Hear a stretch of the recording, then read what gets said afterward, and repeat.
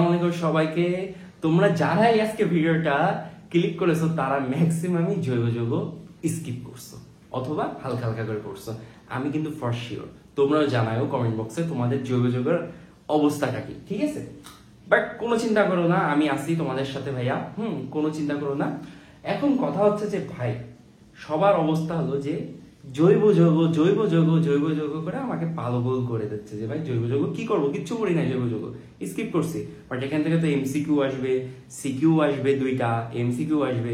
জৈব যৌগ ছাড়াও কি A+ পাওয়া যায়? হ্যাঁ ভাই, জৈব যৌগ ছাড়া A+ পাওয়া যায়, বাট একটু টাফ হয়ে যায়। যে বাকি যা চ্যাপ্টার আছে ওইখান থেকে তোমার 100% অ্যান্সার করতে হবে, তাছাড়া কোনো উপায় নেই। বাট আমরা রিস্ক কেন নেব? জৈব যৌগের কিছু সিলেক্টেড টপিক আছে, যেই টপিকগুলো পড়লে কিনা তোমার কিন্তু একটা দুটো সিকিউ এমনি কমন পড়ে যাবে, ঠিক আছে? সো আজকে তাই তোমাদের জন্য স্পেশাল 15টা টপিক নিয়ে এসেছি ভাইয়া, বাছাই করে পুরো মনে করো জৈব যৌগ পুরো অ্যানালাইসিস করে ফাটাই ফেলছি, বাছাই করে নিয়ে আসলাম এই 15টা টপিক। এই 15টা টপিক থেকে তোমাদের কোশ্চেন 100% কমন পড়বেই, আমি পুরো কনফিডেন্ট। সো তোমরাও সিট বেল্ট বেঁধে এই 15টা টপিক নিজেরা পড়া শুরু করে দাও কিংবা কমপ্লিট করে ফেলো। আর যদি মনে করো যে ভাই জৈব যৌগের একটা মাস্টার ক্লাস বানান পরীক্ষার আগে, যে ভাই আপনার 2 ঘন্টার একটা ক্লাস করব, করার পরে ভাই একটা সিকিউ আমরা সলভ করতে পারবো জৈব যৌগ থেকে, এমন একটা ক্লাস নেন যে 2 ঘন্টা এত বড় চ্যাপ্টার 2 ঘন্টা একটা ক্লাস নিয়ে নেবেন, শর্ট করে সাজেশন দিয়ে একটা ক্লাস নিয়ে নেবেন, যাতে একটা সিকিউ কমন চলে আসে। তাইলে তোমরা আমাকে জানাও, আমি অবশ্যই তোমাদের জন্য এতটুকু করবো ভাইয়া, ঠিক আছে?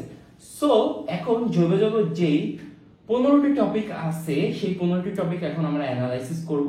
হ্যাঁ, অ্যানালাইসিস করে দেখবো যে কোন কোন টপিক। হ্যাঁ, প্রথমতই আছে SN1 SN2 এর কৌশল ও বিক্রিয়া। SN1 SN2 খুবই ইম্পর্টেন্ট একটা জিনিস, খুবই ইম্পর্টেন্ট একটা টপিক। তারপরে E1 E2 কৌশল ও বিক্রিয়া, ঠিক আছে? তোমরা চাইলে বিভিন্ন রিসোর্স থেকে এই টপিকগুলো প্র্যাকটিস করতে পারো, বা আমাকে বললে আমি তোমাদের জন্য ক্লাস নিয়ে নেবো, ঠিক আছে? আচ্ছা, 3 নম্বর টপিক হলো গ্রিগনাট বিকারক হতে অন্যান্য যৌগ প্রস্তুতি। গ্রিগনাট বিকারক যে কি লেভেলের ইম্পর্টেন্ট ভাই, এইটা তুমি এইচএসসি পরীক্ষা না দেওয়া পর্যন্ত বুঝবা না, ঠিক আছে? এইচএসসি পরীক্ষা না দেওয়া পর্যন্ত বুঝবা না গ্রিগনাট বিকারক কোন লেভেলের একটা ইম্পর্টেন্ট টপিক। এটা প্রতিবারই কোনো না কোনো পরীক্ষায় আসে, ঠিক আছে? দেন আমরা 4 নম্বর টপিকে চলে যাব। 10 20 30 অ্যালকোহল পার্থক্য লুকাস বিকারকের সাহায্যে, ঠিক আছে? তারপরে যে টপিকটা সেটা হলো মার্কিনভের নিয়ম। মার্কিনভের নিয়ম সুপার ইম্পর্টেন্ট ভাই, সুপার সুপার ডুপার ইম্পর্টেন্ট মার্কিনভের নিয়ম, ঠিক আছে? কিছু নামধারী বিক্রিয়া আছে, 20টা নামধারী বিক্রিয়া। তোমরা একটা কাজ করতে পারো, আমাদের একটা গ্রুপ আছে এইচএসসি প্লাস অ্যাডমিশন কিউএনএ অর্ডোলজি গ্রুপ, ঠিক আছে?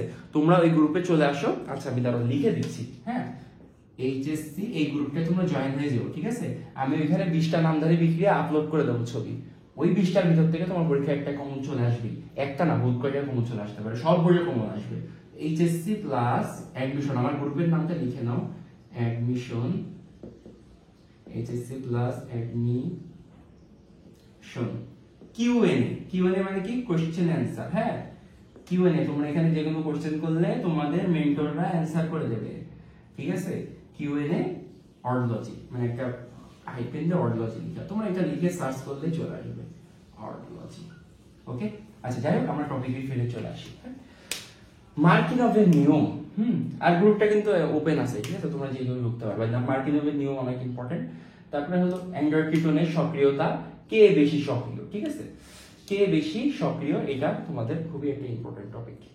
আচ্ছা, তারপরে হলো অ্যালডিহাইড কিটোনের পার্থক্যকরণ, কার্বনিলমূলক শনাক্তকরণ, 2,4-DNP, টলেন ফেহেলিং পরীক্ষা, সো মাচ ইম্পর্টেন্ট। এইটা তোমার কোনো না কোনো বোর্ডে চলে আসছে 7 নম্বর। ওজন অ্যানালাইসিস সো মাচ ইম্পর্টেন্ট। মানে তোমাদের জৈব যৌগের কিন্তু আল্লাহ দিলে কোনো বাকি নাই, কিচ্ছু বাকি নাই জৈব যৌগের, মানে প্রচুর টপিক, তার ভিতর থেকে কিন্তু মাত্র 15টা টপিক ভাইয়া চুজ করছি। সো এগুলো খুবই কেয়ারফুলি তোমাদের পড়া লাগবে। হ্যাঁ, তারপরে অ্যালডিহাইড কিটোনের, তারপরে নিউক্লিওফিলীয় বিক্রিয়া দেওয়ার কারণ, অ্যালডিহাইড কিটোনের নিউক্লিওফিলীয় বিক্রিয়া দেওয়ার কারণগুলো তোমাকে জানা লাগবে, এগুলো খুবই ইম্পর্টেন্ট ফর সিকিউ। তারপরে বেনজিন বলয় সক্রিয়তা, তারপরে রিয়েকশন অর্থপ্যারা নির্দেশক, বেনজিনের ইলেকট্রোফিলিক প্রতিস্থাপনকরণ, বিক্রিয়া সমূহ কৌশল, তারপরে কি সিস ট্রান্স সমাণু। এই যে এটা প্রথম দিকের টপিক, সিস্টেম সমাণু, স্টোরের সমাণু, সমানুতার মধ্যে এগুলো খুবই ইম্পর্টেন্ট প্রদর্শন করে কিনা। তারপরে কাইরাল কার্বন, হেভি ইম্পর্টেন্ট ভাই। কাইরাল কার্বন জিনিসটা কি? কার্বন যার, আচ্ছা আমি এটা মজা করে বলি যে কাইরাল কার্বন একটা প্লে বয়, ঠিক আছে? কারণ কি প্লে বয়রা 4-5টা মেনে ঘুরে বেড়ায় না, কাইরাল কার্বনেরও 4টা হাত আছে। কাইরাল কার্বন 4টা হাতে 4টা মেনে ঘুরে বেড়ায়, ঠিক আছে?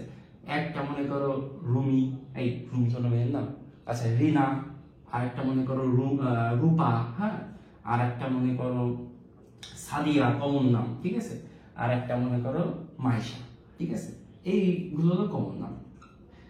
কাইরাল কার্বন কি হলো? 4 হাতে 4টা গার্লফ্রেন্ডে ঘুরে বেড়ায়, মানে আমি বোঝাতে চাচ্ছি কাইরাল কার্বন হলো 4 হাতে 4টা মৌল নিয়ে ঘুরে বেড়ায়, হ্যাঁ।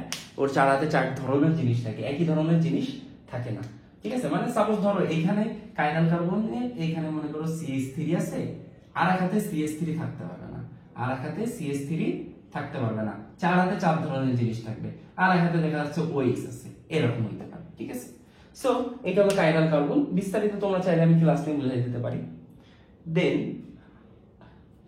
তোমার অ্যালকিন, অ্যালকাইন, বেনজিন, টলুইন প্রস্তুতি, বিক্রিয়ার কৌশল, এগুলো খুবই ইম্পর্টেন্ট। এই বিক্রিয়ার কৌশলগুলো খুবই ইম্পর্টেন্ট। তবে হ্যালোফর্ম বিক্রিয়া কে দেয় কে দেয় না এগুলো খুবই ইম্পর্টেন্ট। সকল নামধারী বিক্রিয়া, ওই যে বলছিলাম গ্রুপে জয়েন হয়ে যাও, 20টা নামধারী বিক্রিয়া আছে, এই 20টা থেকে অবশ্যই 100% কমন পড়বে, ঠিক আছে?